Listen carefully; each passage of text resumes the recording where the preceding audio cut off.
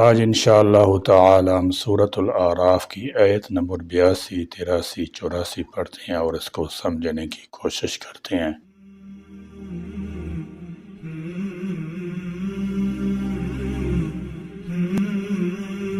اعوذ باللہ من الشیطان الرجیم، بسم اللہ الرحمن الرحیم۔ وما كان جواب قومه إلا أن قالوا أخرجوهم من قريتكم إنهم أناس يتطهرون۔ وما اور نہیں کان تھا جواب قومه اس کی قوم کا، الا مگر ان یہ کہ قالو انہوں نے کہا، اخرجوہم نکال دو انہیں، من قریتکم اپنی بستی سے، انہم بے شک یہ، اناسن لوگ، یتطہرون جو بہت پاک بنتے ہیں۔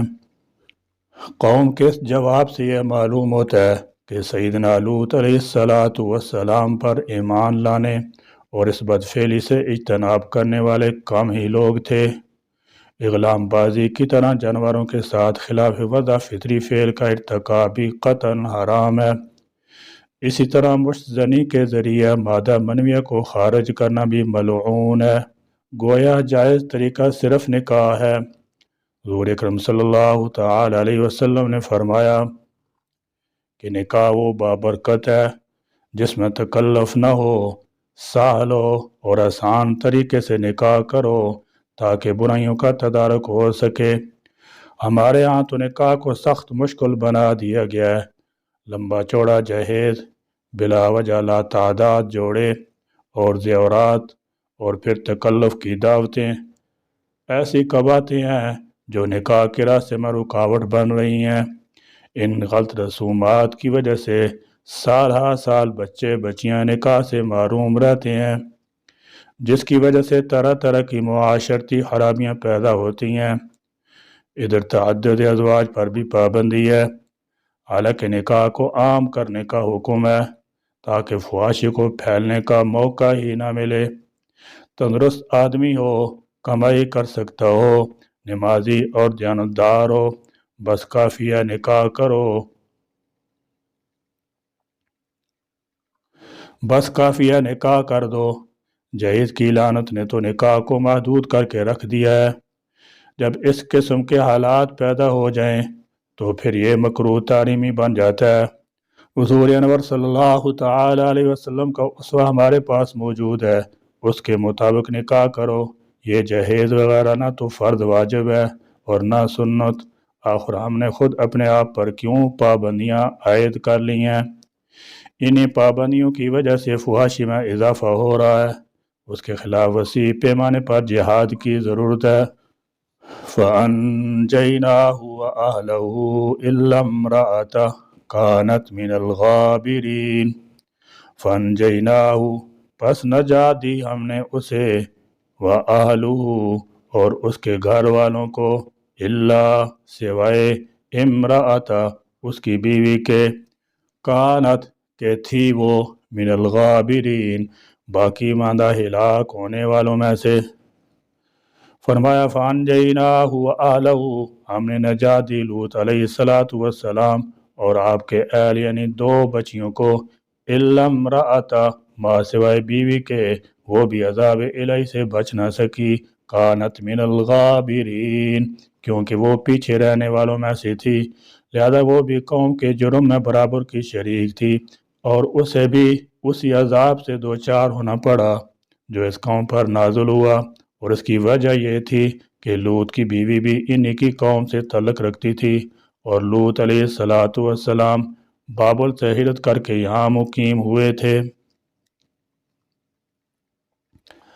وَأَمْطَرْنَا عَلَيْهِمْ مَطَرًا فَانظُرْ كَيْفَ كَانَ عَاقِبَةُ الْمُجْرِمِينَ۔ وَأَمْطَرْنَا اور ہم نے برسائی، عَلَيْهِمْ ان پر، مَطَرًا پتھروں کی بارش۔ اس مقام پر صرف اتنا ہی مذکور ہے کہ اس قوم پر ہم نے بدفعلی اور پھر سرکشی کی پاداش میں بری طرح کی بارش برسائی۔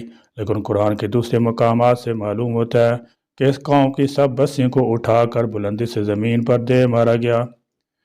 سیدنا جبرائیل علیہ السلام آئے، انہوں نے زمین کے اتنے حصہ کو زمین سے علیحدہ کر کے اپنے پروں پر اٹھایا، پھر اوپر سے زمین پر پٹخ دیا، پھر اوپر سے اللہ تعالیٰ جل شانہ نے پتھروں کی بارش برسائی۔ اس طرح اس بدکار قوم کا نام و نشان تک مٹا دیا گیا، یعنی یہ خاص طرح کا مینہ کیا تھا۔ پتھروں کا مینہ جس طرح دوسرے مقام پر فرمایا وَأَمْطَرْنَا عَلَيْهَا حِجَارَةً مِّن سِجِّيلٍ مَّنضُودٍ، ہم نے ان پر تہ بتہ پتھروں کی بارش برسائی۔ اس سے پہلے فرمایا جعلنا علیہ سافلہ، ہم نے اس بستی کو الٹ کر نیچے اوپر کر دیا، یعنی اے محمد دیکھیے تو صحیح جو لوگ اعلانیہ اللہ کے معاصی کا ارتکاب اور پیغمبری کی تکذیب کرتے ہیں ان کا انجام کیا ہوتا ہے۔ فانظر، تو دیکھ لیجئے، کیف کیسا، کانا ہوا، عاقبت انجام المجرمین، مجرموں کا۔ ان آیات کو سامنے رکھنے سے معلوم ہوتا ہے کہ پہلے چیخ بلند ہوئی، پھر بارش ہوئی، مگر پانی کی نہیں، پتھروں کی۔ اس کے بعد زمین کو پلٹ دیا گیا۔ البتہ لوط علیہ السلام اور ان کی دونوں بیٹیاں جو ایمان لا چکی تھیں، اللہ کی طرف سے حکم ہوا کہ وہ صبح سے پہلے سدوم سے نکل جائیں اور پلٹ کر دیکھیں بھی نہیں، چنانچہ وہ عذاب سے محفوظ رہے۔ حضرت لوط علیہ السلام کی بیوی جو ایمان نہیں لائی تھی وہ بھی عذاب سے نہیں بچ سکی۔ اس شہر سدوم کی جگہ اب بھی بحر میت کے نام سے موجود ہے، جو سطح سمندر سے بہت گہرا ہے اور جس میں کوئی جاندار چیز زندہ نہیں رہ پاتی، اس لیے اس کا نام ہی بحر میت ہے، اور اس کو بحر لوط بھی کہتے ہیں۔ اس واقعے میں عبرت ہے کہ حضرت لوط علیہ السلام کی بیوی بھی اللہ تعالیٰ کے عذاب سے نہیں بچ سکیں، کیونکہ ایمان اور عمل صالح ہی انسان کے لیے نجات کا ذریعہ ہے۔ یہ داستان عبرت بتاتی ہے کہ یہ خلاف فطرت فعل کس قدر مذموم اور اللہ تعالیٰ جل شانہ کے عذاب کو دعوت دینے والا ہے۔ مگر افسوس کہ مغرب کی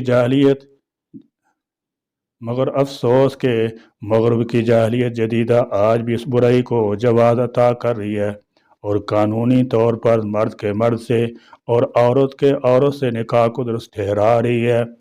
یہ دراصل حدیث کی اس پیشن گوئی کی تصدیق ہے کہ قیامت کے قریب ایسا ہوگا کہ مرد مرد سے اور عورت عورت سے اپنی خواہشات پوری کرنے لگیں گی۔ ہاں، ایک سوال ذہن میں یہ بھی ابھرتا ہے کہ ایسے جرائم تو آج کل بھی ہو رہے ہیں، پھر ان پر کیوں ایسا عذاب نہیں آتا؟ تو اس کی وجہ یہ ہے، جب اللہ کا نبی کسی قوم کو اس کی بدفعلی یا جرائم سے منع کرے لیکن قوم باز آنے کی بجائے اکڑ جائے اور اللہ کے رسول اور اس کی آیات کی تکذیب کرے، اس کا مذاق اڑائے اور انہیں دکھ پہنچانے لگے، تو اس کا جرم اصل جرم سے کئی گنا بڑھ جاتا ہے، حالانکہ بنیادی جرم کی حیثیت بنیادی ہی رہتی ہے، بخلاف ان لوگوں کے جو محض اس ایک جرم میں مبتلا ہوتے ہیں۔ لہذا یہ اتنے شدید مجرم نہیں ہوتے کہ انہیں فوراً ہلاک کر دیا جائے اور ان کے لیے معذرت کی گنجائش کو باقی نہ چھوڑا جائے۔ اللہ تعالیٰ جل شانہ کا عذاب صرف اس صورت میں آتا ہے جب معاشرے کی اکثریت اس جرم میں مبتلا ہو جاتی ہے۔ کسی جرم کو جرم نہ سمجھنے یا اسے جائز قرار دینے یا کچھ افراد کے اس میں مبتلا ہونے پر ہی عذاب نہیں آ جایا کرتا،